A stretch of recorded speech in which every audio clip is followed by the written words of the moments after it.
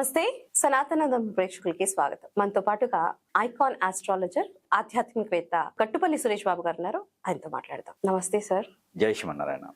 Sir, ముందుగా మీకు ఉగాది శుభాకాంక్షలు. మీకు మన ఛానల్ ప్రేక్షకులందరికీ కూడా ఉగాది శుభాకాంక్షలు. సార్, ఈ సంవత్సరం ఉగాదికి ద్వాదశ రాసుల వాళ్ళకి ఎలా ఉండబోతుంది? అసలు అంటే ఏ రాసుల వారికి ఏ గ్రహం ప్రభావం పడబోతుంది, లేకపోతే వాళ్ళ రాసులు ఎలా ఉన్నాయి, వాళ్ళు ఏ మంచి జరగబోతుంది అనేది మీ ద్వారా తెలుసుకుందామని ఈరోజు మిమ్మల్ని ఇన్వైట్ చేశాము. సార్, ఈ సంవత్సరం ఎలా ఉండబోతుంది అసలు ద్వాదశ రాసుల వాళ్ళకి? అంటే తిరుగుతూ వస్తూ ఉంటుంది. 38వ ఇది పరావణ సంవత్సరం, 38వది. ఈ యొక్క సంవత్సరం మార్చి 19వ తారీఖు 2026 తారీఖు నుంచి కూడా ఆరంభమవుతూ ఉంది. ఈ ఆరంభ సమయంలో ద్వాదశ రాసుల వారికి అంటే ఏ గ్రహ స్థాయిలు ఏ రాశి వారి మీద ఎక్కువ ప్రభావితం చూపిస్తాయో ఆ రాసుల వారికి ఉత్తీర్ణుడి స్థాయికి వెళ్ళడం, మధ్యస్థగా ఉండడం, అందులోనూ గ్రహాల యొక్క శుభం ఉంటే ఎట్లా ఉంటుంది, అశుభం ఉంటే ఎలా ఉంటుంది అనే దాని గురించి మనం రాసులు ఓవరాల్ గా ఇందులో మనము వ్యక్తిగత జాతంగా తీసుకొని పరిశీలన చేసింది అయితే కాదు. కేవలం ఏంటంటే గ్రహాల యొక్క స్థితిగతులు ఈ సంవత్సరం ఇలా ఉండబోతున్నాయి, దీనికి సంబంధించినట్టుగా ఈ రాశి వారికి ఈ పనులు అవ్వచ్చు అనే ఒక అవగాహన కోసం మాత్రమే ఇది ఉంటుంది.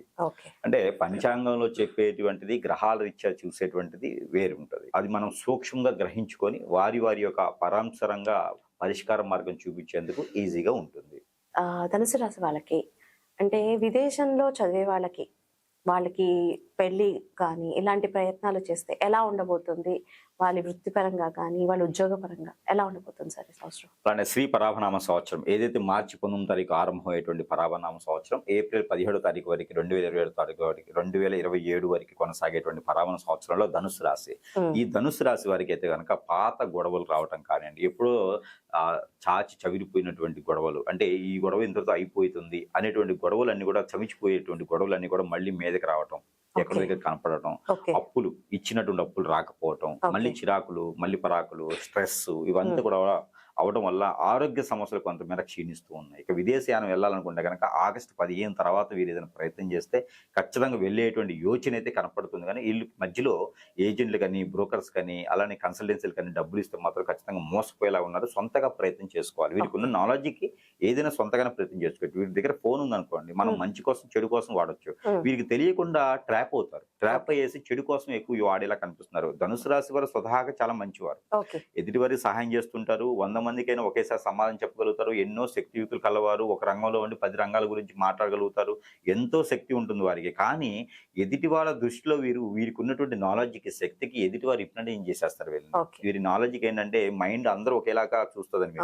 కాబట్టి వీరి యొక్క మంచితనం తట్టుకోలేక ఎదుటి వారు ఇప్పుడంటే చేయటం, చెడగొట్టడం, అష్టదిబ్బంది చేయడం లాంటివి చేసేసి వీరిని చెడు మార్గాల్లో తీసుకెళ్లేటువంటి యోచన, దాని మీద కేసులు పెట్టేటువంటి యోచన కూడా కనపడుతుంది. కాబట్టి కొంచెం జాగ్రత్తగా ప్రికాషన్ తీసుకొని మన వాళ్ళు ఎవరా, తన వాళ్ళు ఎవరా, బయట వాళ్ళు ఎవరో గమనించుకుంటూ ఉండాలి. లేకపోతే మాత్రం ఖచ్చితంగా ఇబ్బంది పడతారు. వారితో పాటు వారి ఫ్యామిలీ కూడా బయటకు వచ్చేటువంటి యోచన ఉంది. కాబట్టి పరాభన సంవత్సరంలో గండం ఉంది అంటే కనుక ఇలాంటి రంగాల్లో వీరికి చాలా గండం ఉందని చెప్పొచ్చు. అందుకని ఎదుటి వారిని ఎవరిని నమ్మకుండా వీరి పని ఏంటి, వీరి జాబ్ ఏంటి, వీరి బిజినెస్ ఏంటి వీరు చేసుకోవాలి. వీరికి ఇంకొక అవకాశం ఏంటంటే కనుక ఈ సంవత్సరంలో బిజినెస్, జాబ్ 2 రకాలుగా చేసేటువంటి ఆలోచన తగ్గట్టుగా వీరికి ఆచరణ కూడా ఎక్కువగానే ఉంటుంది. ఆ 2 కూడా వీరు స్వయంగా చేసుకోవచ్చు. భార్యాభర్తలు ఇద్దరే చేసుకోవచ్చు. అంతేగాని వేరే వాళ్ళని జాయిన్ చేసి వీరికి ఉన్నటువంటి వనరులన్నీ కూడా వారికి చెప్పేసినందువలన వీరికి ఇబ్బంది పడేటి వచ్చింది. కాబట్టి వీటన్నిటిలో కూడా చాలా జాగ్రత్తగా ఉండాలి ధనుసు రాశి వారు. దీంతో పాటు వీరు ఆరోగ్య ప్రకారంగా కూడా చాలా స్ట్రెస్ గా తీసుకోవాలి. Back pain, shoulder pain, muscles pain వచ్చేసి, గ్యాస్ట్రిక్ ట్రబుల్ వచ్చేసి, లివర్ కూడా వీరికి క్షీణించేలా కనిపిస్తుంది. ఇంతకన్నా పెద్ద గండమేం కావాలి.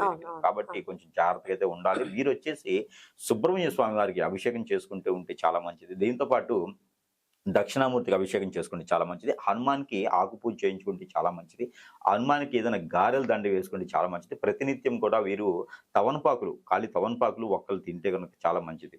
ఇలాంటి ప్రికాషన్స్ తీసుకుంటే ధనుసు రాశి వారికి ఇబ్బంది లేకుండా ఉంటుంది. అలానే గురువారం రావి చెట్టు దగ్గర దీపారాధన కానీ, లేదా శనివారం శనీశ్వరుడి దగ్గర ఆ నూనె దీపం కానీ పెట్టుకుంటే, వీరికి నూనె దీపం పెట్టుకుంటే చాలా మంచి జరుగుతుంది. ఒక 56 రూపాయలు ఇండియన్ మనీ కాయిన్స్ లో 56 రూపాయలు తీసుకుని తనకు తానే తీసుకుని పారేడు నీటిలో కానీ, ఏదైనా పెద్దవారు అడుక్కునేవారు, ఆడవారు కానీ మగవారు కానీ ఉంటే ఆలయాల వద్ద అడుక్కున్నారంటే వారికనే ఇవ్వచ్చు. ఏదైనా కొన్ని పిల్లలకైతే ఇవ్వకూడదు. ఇలాంటి ప్రికాషన్స్ తీసుకుంటే ధనుసు రాశి వారికి కూడా అద్భుతమైన అవకాశాలు ఈ యొక్క పరాభన సంవత్సరంలో రాబోతున్నాయి. ఉంటాయి కాబట్టి అవన్నీ కూడా ఆహ్వానించుకొని మంచి అయితే ఆహ్వానించుకొని చెడు అయితే వదిలించుకోవాలి. ఇలాంటివి చేసుకుంటే అదృష్టం మ్యారేజ్ ఉంటుంది. విషయంలో ఎలా ఉంటుంది సార్? మీకు పెళ్లి కావాల్సిన వాళ్ళకి ఎలా ఉంటుంది? పెళ్లి కావాల్సిన వాళ్ళకైతే మాత్రం ఈ సంవత్సరం అంత పెద్దగా కనిపించట్లేదు. 32 సంవత్సరాలు దాటిన వరకు పెళ్లి అయితే ఖచ్చితంగా కనిపించట్లేదు. 22 సంవత్సరాలు దాటిన వరకు అయితే మాత్రం ఖచ్చితంగా లవ్ మ్యారేజ్ సెట్ అవ్వదు. లవ్ మ్యారేజ్ చేసుకుంటే 3 రోజులకి వాళ్ళు విడాకులు తీసుకున్నా కనిపిస్తుంది. లవ్ కి ముందున్నటువంటి అట్రాక్షన్ లవ్ తర్వాత అయితే ధనుసు రాశిలో లేదు. కాబట్టి లవ్ మ్యారేజ్ ఎవరైనా చేస్తే కూడా అది చాలా బలవంతంగా చేసుకోవాల్సి వస్తుంది. అది కూడా తుమ్మితే ఊడి ముక్కులా ఉంటుంది కాబట్టి జాగ్రత్తగా ఉంచాలి.